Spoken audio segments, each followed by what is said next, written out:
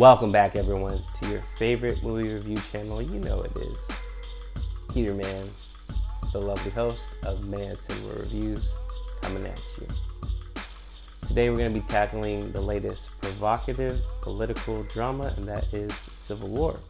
Before we get to that, let's go ahead and take care of some housekeeping, and that is to, as always, press like, subscribe, and be sure to hit the notification bell as well to notify you of any and all reviews to this channel.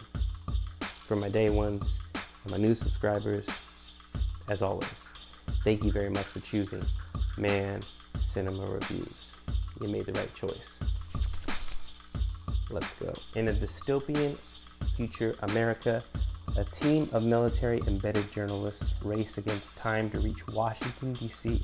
before rebel factions descend upon the White House. That's what Civil War is in a nutshell, but let me go ahead and elaborate. This film is starring Kirsten Dunst as Lee Smith, a photojournalist. Tagging along is her Rutgers journalist partner, and that is Joel, played by Moura Wagner, as well as an aspiring photojournalist in Cailee Spaeny, playing Jesse. And we have the veteran journalist, Sammy, played by McKinley Henderson. The four of them take on this trek in a divided America where they're trying to get to Washington, D.C. to get to the president, get his final interview before armed forces rush in and storm the White House. So that's what the film is, and that is what you see in the trailer. Very provocative.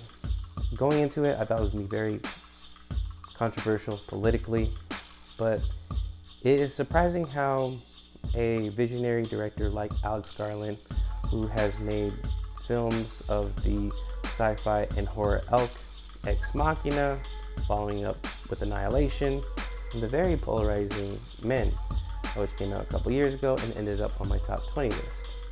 But where does Civil War fall in his filmography? Well, I gotta say, the fulcrum point for Alex Garland is him teaming up with fellow director Danny Boyle. Now, Danny Boyle, back in '99, I believe, adapted one of his novels, The Beach, and they go on to work together in 28 Days Later. And this starts a burgeoning film career for Alex Garland. With this film, I feel like he is very anti-extremist, anti-war. In fact, he's been very vocal about how Francis Ford Coppola had envisioned war, romanticizing it in the film Apocalypse Now. And he just wants to give this in a modern context, and I think he brings about a surprisingly apolitical film. Right down the middle. It's not sticking it to the right. I really thought that this could have been really right-wing propaganda a little bit. And it doesn't really get to the far left where it's Antifa this, BLM that. It's very neutral, and it's surprising that it is. I think people from both sides can actually come together and go to the movie theaters without any holding of grudges. In a weird way, I think that this film could unite us, as politically we are divided. And being in an election year, you can see where the president in the film, Offerman, who's in his third term, sound familiar? In the beginning of the film, he opens up the film and he's practicing a speech where he's very confident, yet that's all in a front for the cameras because things are shaky out there. There is a protest where a suicide bomber detonates a bomb, and that's where Kirsten Dunst's Lee Smith saves Cailee Spaeny's character Jesse, and that's where they begin their trek.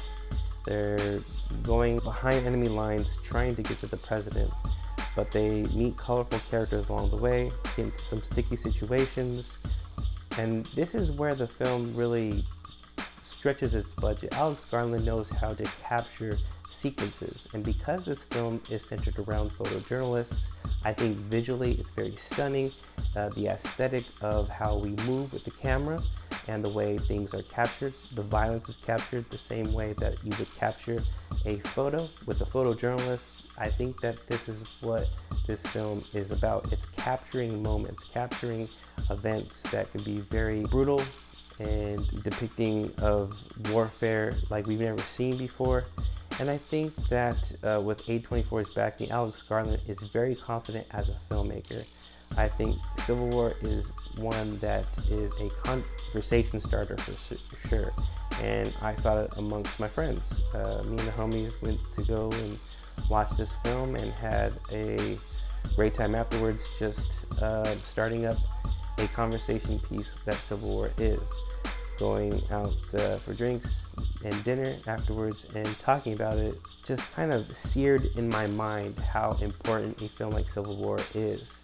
And I don't think it's what audiences are actually looking for. I think audiences are trying to bait this as a political film, but I think this film is a conversation starter. It's very provocative, it's very thought-provoking, and I think that it's more than meets the eye. And I really think that it was done by design. I think Alex Garland leaves it to your imagination and your interpretation of what you take away from the film. The various messages, it's very front-loaded. I will say that by the second to third act, the action ramps up. In fact, in the first to second act, we get a little bit of the photojournalists capturing how divided these ultra-militant forces are, and just regular folks battle out with gunplay. And it's very graphic the way that violence is depicted and how the photojournalists capture it. And that's where I think that this is just eye candy for the audience. I think that this film really raises a lot of eyebrows, and it gets to the point where you talk about it long after you leave the theater. So I think that Civil War is a winner. I think Alex Garland knows what he's doing. I think it's actually one of the finest films that he's made thus far, and he really knocked it out of the park with his debut film Ex Machina. I think a lot of people think that that's still his finest work. However, I think Civil War is just a maturation to Alex Garland's work. I think it's also a culmination of the various tones of where he's talking about AI and technology and the threat of technology, and it all comes down to just the modern times of how divided this nation is and what trouble we are getting ourselves into if we're not paying attention. When I came out of the theater, I did think that there was a lot of not slow scenes, but it was few and far between as far as the action and the narrative goes. I think that there are some pockets where it's not as exciting, but it really ramps up with an uncredited role by Jesse Plemons. When you've seen it in the trailer, that scene was probably the greatest scene in my estimation, and I think Jesse Plemons really brings it. I think it's very scary. I just think that the times that we are in politically, you can take this as a horror film, but it is a lot of things. When you break it down, how complex it is, it's just layered. It's very stacked. You get a lot of emotions. Like I said, it's an amalgamation of a lot of things. And I think that this is one of the finest works from Alex Garland. And when I came out of the theater, I thought this was very solid, giving it maybe a 4 to 4.5, but letting it marinate and let it stew, and just talking about what we took away from the film. I think we all came with different perspectives, but it was a kind of consensus of how this film is getting us talking. And I think that's what we need right now.